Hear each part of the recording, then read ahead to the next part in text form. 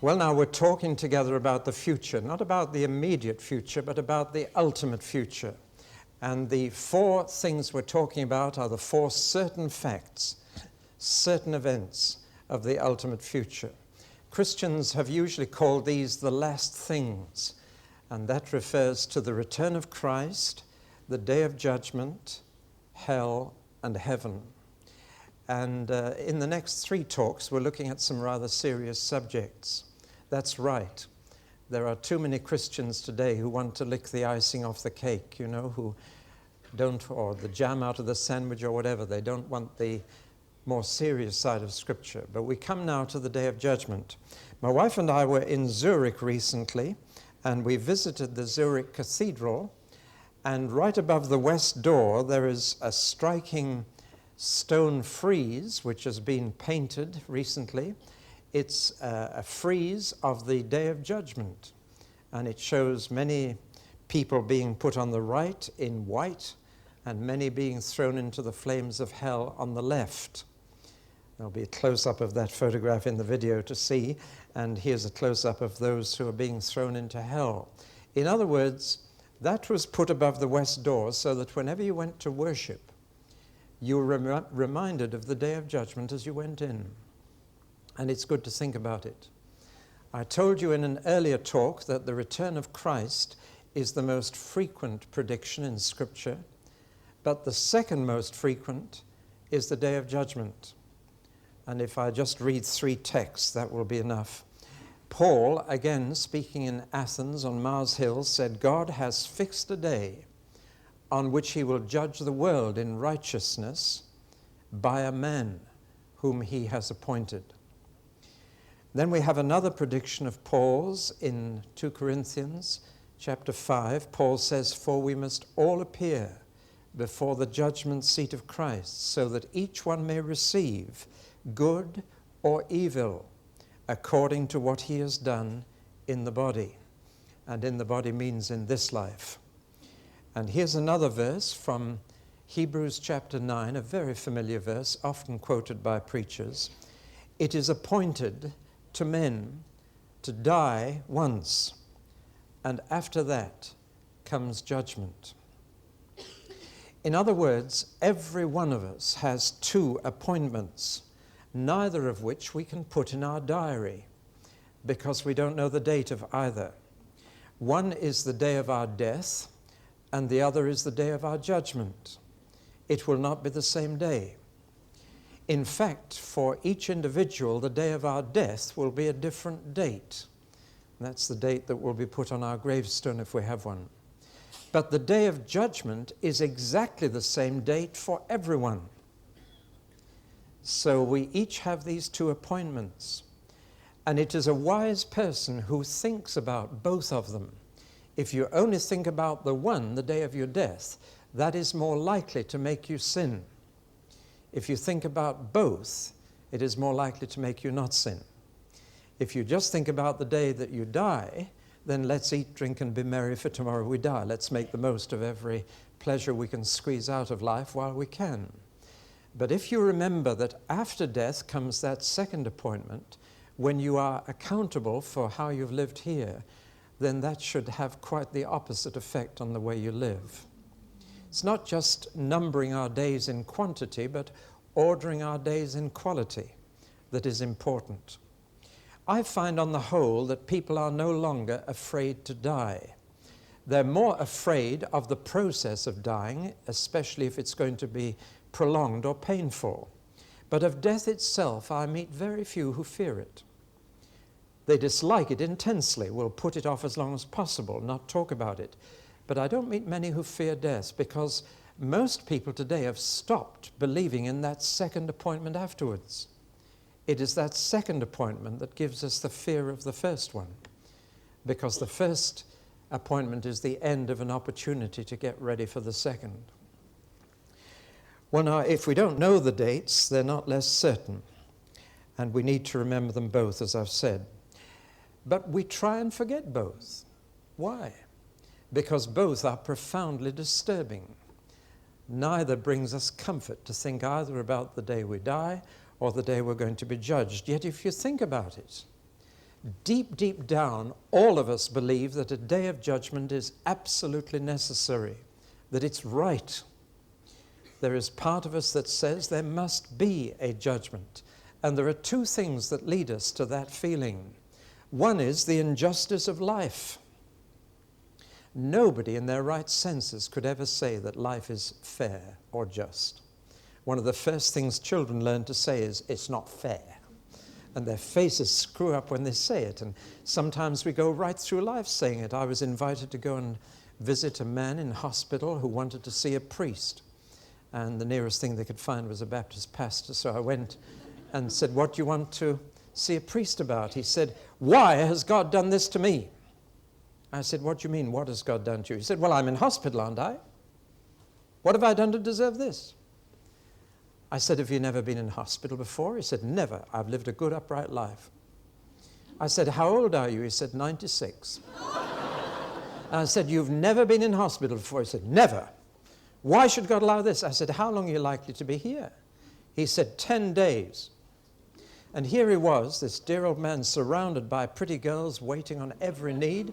Many men would give their right arm for that. And here he's saying, "Why has God done this to me? It's not fair, it's not fair." Now, life isn't fair. And there is no rational reason why some people suffer so much and other people suffer so little. David had this problem. He wrote a psalm all about it, Psalm 73. He said, "Why do the wicked prosper?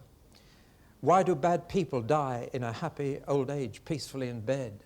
While he said, "I've tried to make my life pure and yet I suffer all day long." He said, "Life's totally unjust." And it is. In this world, the innocent seem to suffer and the wicked get away with it. It's the innocent who are knocked down by hit-and-run drivers. The guilty are not often found.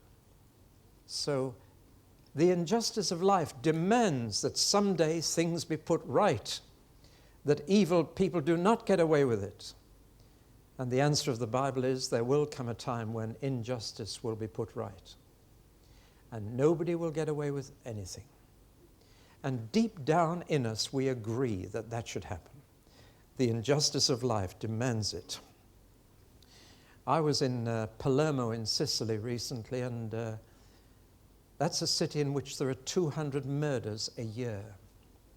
And while I was there, 41 mafia leaders were arrested and put on trial. And the jury found them guilty. And the judge acquitted all of them. Can you imagine the feelings there were in that city when that happened? People said, "Where is justice? Where is justice?" And they just become utterly cynical and lawless themselves because right obviously doesn't pay. That's the feeling of so many people. That's the first reason there's got to be a day of judgment in which wrongs are righted and which right is vindicated. But there's another reason why there must be a day of judgment, and that is the justice of God. It's not just the injustice of life that demands it, but the justice of God demands it. You see, God has allowed so much wrong to be done. He has allowed us to do so much wrong to others. He has allowed it and apparently turned a blind eye to it, but he hasn't. He has taken note of every little thing that's been done. You see, if God never punishes wickedness, he is not a good God. That's why there has to be a day of judgment, because he is a good God. And if he turned a blind eye for all eternity to the things that are being done, we could never call him good. He is also king of the universe, and it was part of the function of an ancient king to be the judge, the final court of appeal. Still to this day, all our justice in this country is done in the name of the Queen. It is a function of royalty to be the final court of appeal, of justice. And God is king, and he is the final court of appeal. He is also judge. Yes, he is Father, but he is King and he is Judge. And his justice demands that day of judgment. God is not mocked, says the Bible. Whatever a man sows, that will he also reap. There will come a harvest. There comes a day of reckoning, a day when bills will be paid. God may not judge us every Friday. In fact, one businessman, I said to him, "Why don't you fear God?" And he said, "Because God doesn't press me as hard as my other creditors," which was at least an honest reply. No, God doesn't press us, but one day he will face us. The justice of God demands it. This is a moral universe. But why a day of judgment on which all are judged together? Why does he not judge us at the point of death and decide then, when we die, whether we go to heaven or hell? Why doesn't he do that? Why have we all to wait, even after we die, until this day comes up? And the answer is really quite simple. If justice is to be done, justice must be seen to be done. It is of the essence of justice that it has nothing to hide. It is injustice that has to hide. And therefore justice must be seen to be done. It is to be public. That is why there is a press bench in every court in this land. In other words, righteousness must be seen to be vindicated. And therefore God has appointed a day of judgment, a public day of judgment, when his righteousness will be seen to be done, and no one will ever again criticize God for not being fair. There will be 3 vindications on that day. First of all, God himself will be vindicated. How often have we criticized God for the way he's run the universe? Why does God do this? Why does God allow that? Why did God let my baby die? Why did God let my parents separate when I was a baby? Why? And whenever we say that, we are saying, God, we could run this universe better than you do. We are actually criticizing his providential ways. We're saying, you're not a very good king. We could do a better job than you do. God has to be vindicated from all the criticisms that have been made of the way he's run the universe. One day we will see why he did what he did, and when we do, we shall understand that he was absolutely right. We shall say with King Nebuchadnezzar, that man who had to go mad for 7 years before he saw sense and acknowledged God. But when he did acknowledge God and got his sanity and his throne back, he said, everything you do, God, is right. Now, one day the whole world has to come to that conclusion. The whole world will have to be shown that God indeed is vindicated and that everything he did was right and everything he allowed was right. And indeed, it's part of our Christian hope that one day we will understand the things that we just don't understand now, partly because we're not God and we don't see things his way. But God will do right. Do you remember Abraham arguing with God about Sodom and his nephew Lot? And God said, shall I show Abraham what I'm going to do? That I'm going to destroy that city?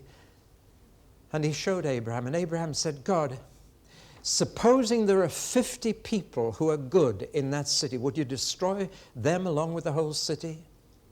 God said, no, I wouldn't. Well, supposing there were 45 good people in that city, would you destroy it? No. 40, 30, 20, 10. He's trying to protect his nephew Lot. He's trying to beat God down to saving the city for one man. And you know what Abraham says to God? Shall not the judge of all the earth do right? Now listen, when there are things you can't understand, you're really faced with the question as to whether your faith believes that God always does right. When you lost that baby, you couldn't understand why. Do you know God well enough to know that whatever he does is right and whatever he allows is right? Or do you say, why? I wouldn't have let that happen if I'd been God. Now, on the day of judgment, God will be seen to have done everything right. And what a relief that will be for us. Not only will God be vindicated on the day of judgment, Christ will be vindicated. You know what the world thinks of Christ at this moment. Most of them don't think he's worth their attention. In fact, they've turned his name into a swear word. And you'll hear the name Jesus Christ more on the lips of unbelievers than believers today. At places of work, they hit the wrong nail with a hammer and say, Jesus Christ. How dare they talk like that about him? But why do they? Because they're disappointed with him, they're disillusioned with him. They say Christianity's been in the world 2,000 years, and what good has it done? And people think Gandhi is doing more for the modern world than Jesus ever did. But one day Jesus will be vindicated. The last time the world saw Jesus, they saw him naked and dying on a cross. But on the day of judgment, they'll see him vindicated. And every knee will bow and every tongue confess that he is Lord. And then God's people will be vindicated on that day. How Christians have suffered. I was shattered to find out how many Christians died last year for Jesus. Do you know how many Christian martyrs there were in 1990? If I said 3,000, would you be amazed? If I said 30,000, would you think I was going crazy? If I said 300,000, what would you think? Well, I've gone one too high in that last figure. The estimated figure I have seen is 286,000 people died for Jesus last year. And there has not been 1 year for 2 millennia during which people have not died because they loved the Lord. And the world has dismissed them. The world was not worthy. But on the day of judgment, God's people will be vindicated. And all those who suffered for him will be vindicated. Justice will be done and be seen to be done and be acknowledged by all. So that's why there's got to be a day of judgment. Yet in spite of all this, there is something in us dislikes the whole idea. Or to put it more honestly, we like the idea of a day of judgment for everyone else, as long as I'm excused. What we blame in others, we excuse in ourselves. We want to see them punished for the things we do. Isn't it extraordinary, our perverted outlook? And of course, science has given us two very good excuses for what we do. It's given us the excuses of heredity, and environment. Science of biology says that we're the product of our genes. The science of psychology and sociology is able to say it's the way we were brought up. Listen, it's become almost the in thing now to say, I'm not a sinner, I'm a victim, I'm a patient, I need healing, not forgiveness.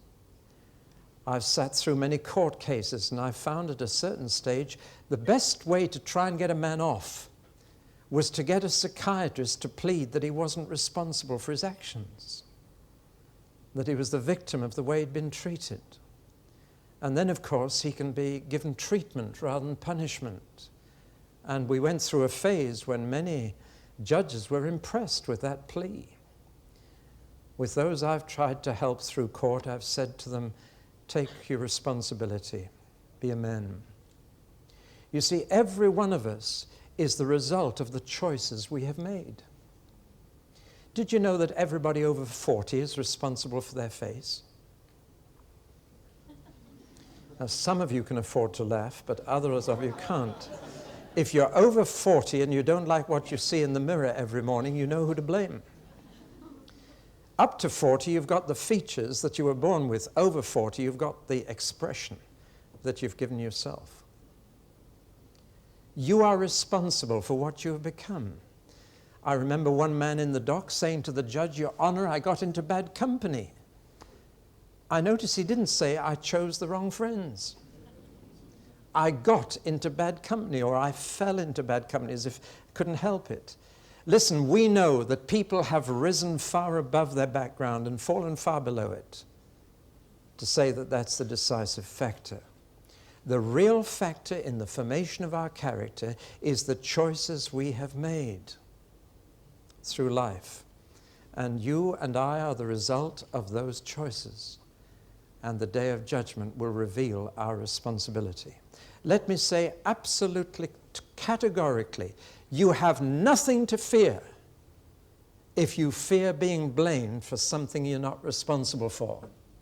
God will never blame you for something you couldn't help. Never. But that's not what worries me. What worries me are the things I could have helped. Right? So you have nothing to fear about a miscarriage of justice on the day of judgment. Nothing. God will never blame anyone for something they were not responsible for. But he will blame us for those things we are responsible for. And as we shall see in a moment, the things that we didn't do are not just the things that we did. A little child said to the teacher at school, "Teacher, you wouldn't punish me for something I hadn't done, would you?" The teacher said, "No, of course not." "Well, I haven't done my homework," said the child, preparing the way. There are sins of omission as well as sins of commission. And we have the Anglican prayer, the things that we have done that we ought not to have done, and the things we have not done that we ought to have done. The real fear is not for those who say, "I'm not really wicked," but for those who say, "I know I really am." And the older you get, the greater that fear comes. Because the older you get, the more you know yourself. The more you realize what you're really like. Basically, you see, we are terribly self-centered creatures. And our first concern is usually our own feelings. Our second concern after that are other people's feelings. And the last concern of all is God's feelings. There are many people who have no idea that God has feelings too. And yet the Bible is full of God's feelings. I hope you have a Bible that distinguishes poetry from prose. In the Bible, prose looks like a newspaper column. Can't find any for the moment. Like a newspaper column with the print going right to the sides. But poetry, the words are printed in shorter lines and with gaps between. You know what the difference I mean. I hope you have a Bible that does that, because there's a very important reason why sometimes God speaks to us in prose and sometimes in poetry. When he speaks in prose, he is communicating his thoughts from his mind to your mind through prose. But when he's communicating his feelings from his heart to your heart, he uses poetry. Well, we do the same. When we're in love, we write poetry, because we want to express feelings rather than thoughts. And the Bible is packed with God's feelings.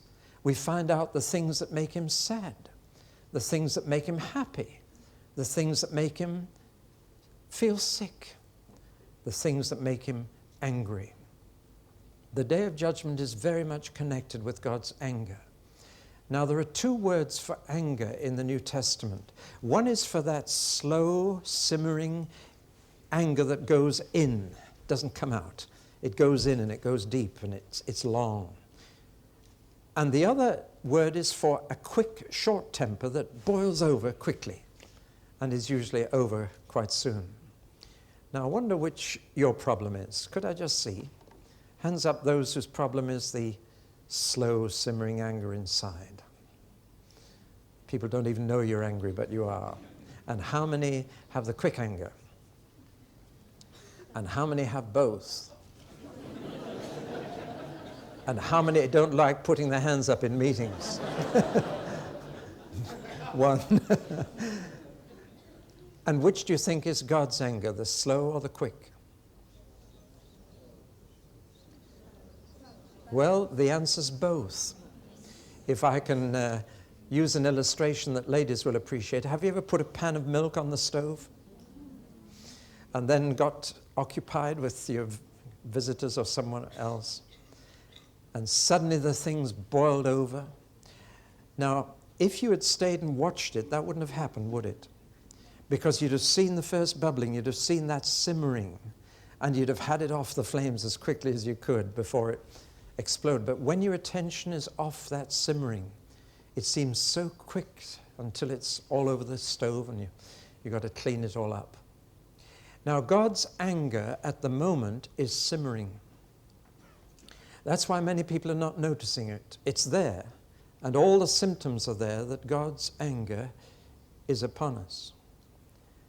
If you read Romans 1, you'll find a description of what happens in society when God is angry with it. Simmering anger. It doesn't show too much in great disasters, but it shows in other things. It shows particularly that people develop uncontrollable appetites, that food and sex become obsessions.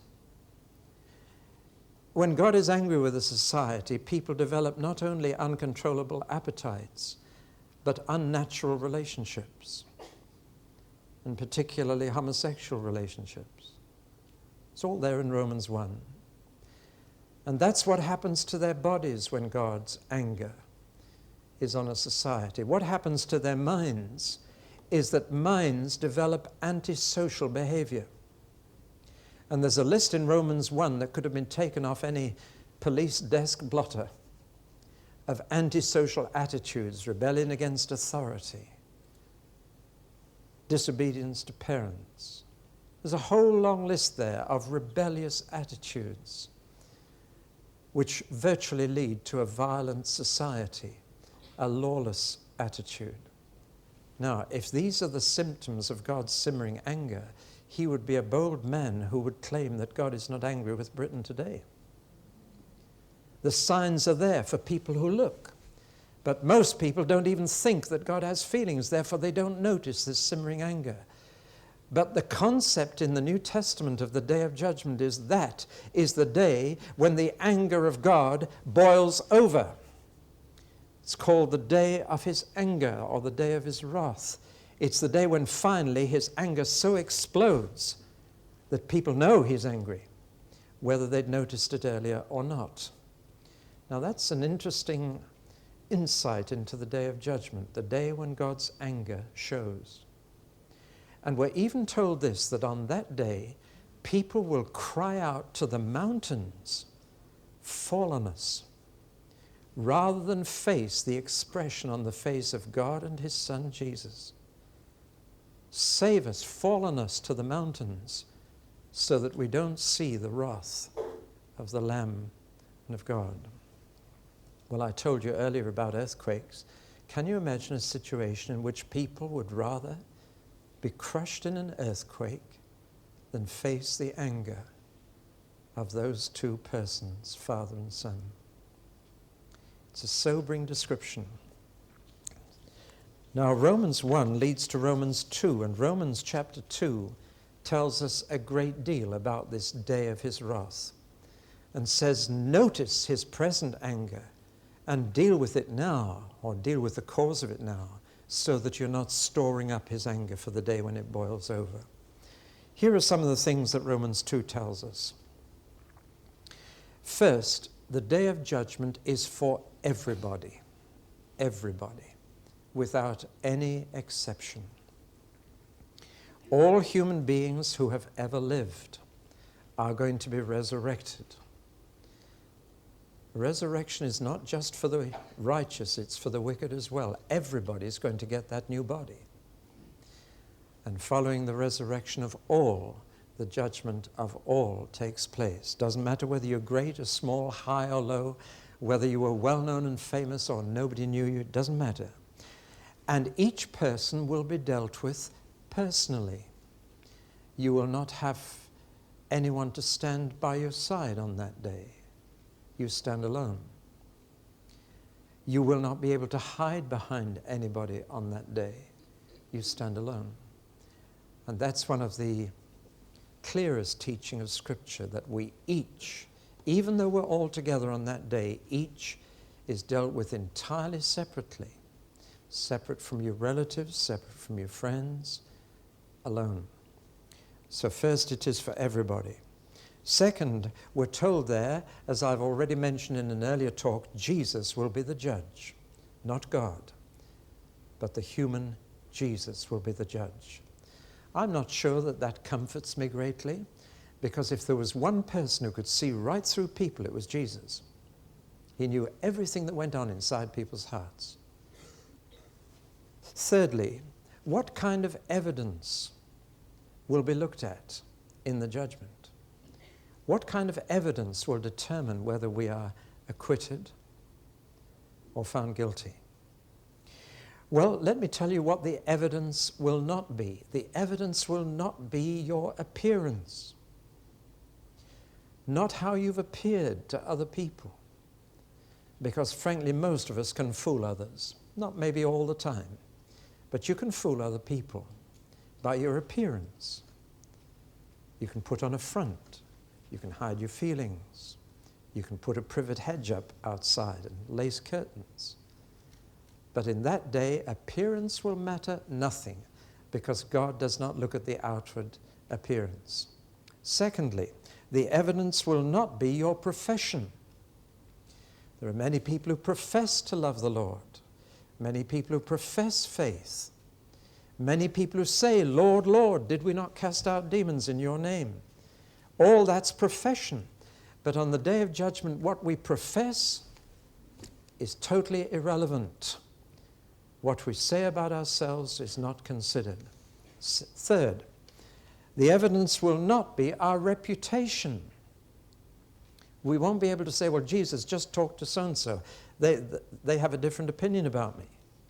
Reputation will matter nothing on that day. So what will be the evidence? The answer is two things: our deeds and our words. What we've done, what we've said. The Bible says that if you've never said the wrong thing, you're absolutely perfect. So there's a very good test for you to apply as to how sanctified you are. I wonder how many of us would be happy if there was a big screen behind me now and everything we had done had been filmed and was now being shown to everybody else here.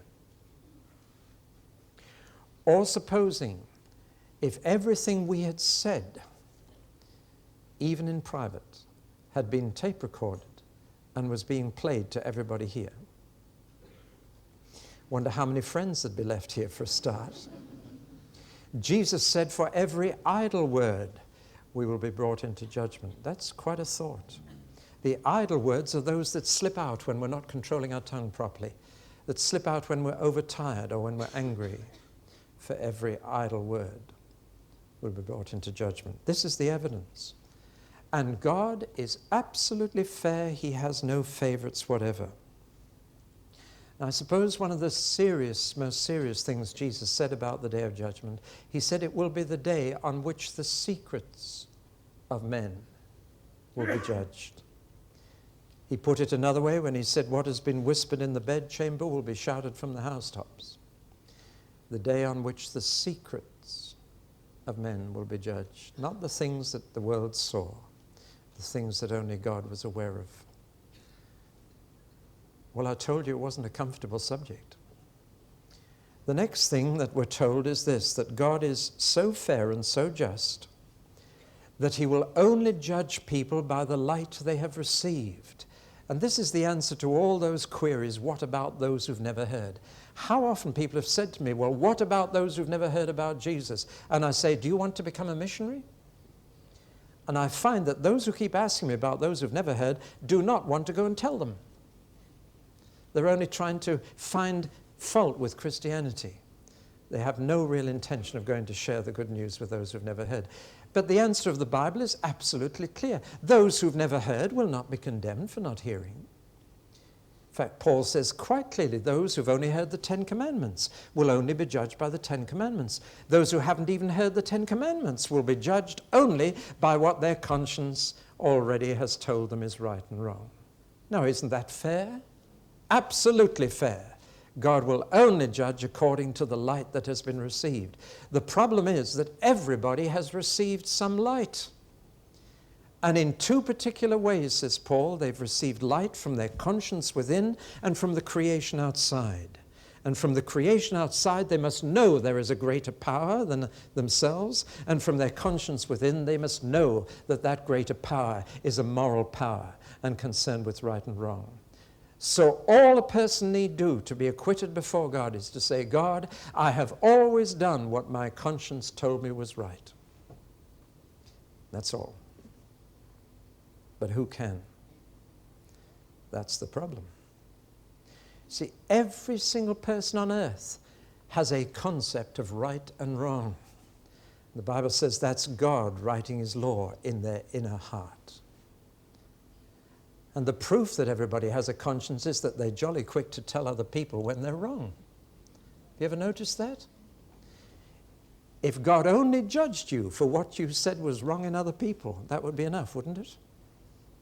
But we're so quick to condemn in others what we've done ourselves. Indeed, psychologists tell us that we're more ready to criticize in others what we either do or want to do ourselves. So, those brought up in Christian countries will be judged by the light they have received. Those brought up in the Jewish faith will be judged by the light they have received. Those brought up as pagans will be judged by the light they have received, because all have received light. And this is why there are degrees of punishment in the Bible, why it is more tolerable for Sodom and Gomorrah than Capernaum, because Sodom and Gomorrah never had Jesus and they never saw his miracles, but Capernaum did. And though Sodom and Gomorrah have disappeared off the face of the earth, so has Capernaum and Bethsaida and Chorazin. But they had much greater light, and they are judged by that light. So God will never, ever judge you for what you didn't know or for the light you never received. The problem is that every one of us has had enough light to know that right is right and wrong is wrong, and we've not done it. So what's the verdict going to be on that day? There can only be one. Everybody's guilty. It's the only verdict there could possibly be. So why go through the whole rigmarole of a day of judgment just to find everybody guilty? When all those books are opened, do you watch This Is Your Life? Most of the time it's very interesting. There was a man on This Is Your Life whom I knew personally, and I knew he was a crook. He was an employee of my grandparents, and I knew what he was like. And yet on this Is Your Life program, he was a hero. He was a saint. The most uncomfortable sitting there watching. And if you read the articles that are written about that program, they discover all kinds of horrible things. The researchers really dig it out. And then they censor it carefully. Pick out all the nice bits. Listen, one day a book will be opened. This is your life. And there's everything in that book, not just the nice bits. Not just what other people have thought of you or seen. There's everything there. How will you feel? Well, listen, I've got good news for you. There's another book that will be open on the Day of Judgment. It's called the Lamb's Book of Life. It's a book full of the names of bad people. But they've all become relatives of Jesus. And they got written in his book under his name. And he can be acquitted because he lived the only perfect life that's ever been lived. And to get my name under his and into that book, that's the only hope I've got on that day. I'm going to say in the next talk that I'm afraid you can get your name blotted out of that book. But if your name stays in that book and is there on the Day of Judgment, then you are acquitted.